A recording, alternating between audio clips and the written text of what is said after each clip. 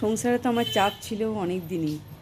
ছেলের বড় হওয়া, মানুষ হওয়া, সব কিছুর মধ্যে একটা চাপ ছিল।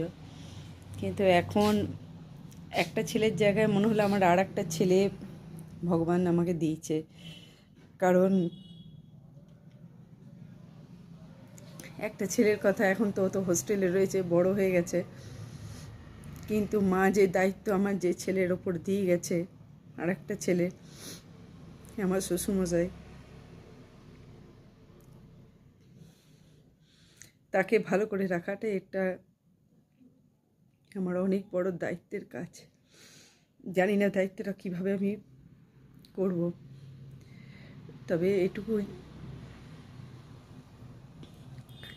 আমি রাখি যে আমার শ্বশুরমশাইকে যেন ভালো করে আমি রাখতে পারি, ওনাকে যেন হাসি খুশিতে রাখতে পারি। মায়ের কমি হয়তো আমি পূরণ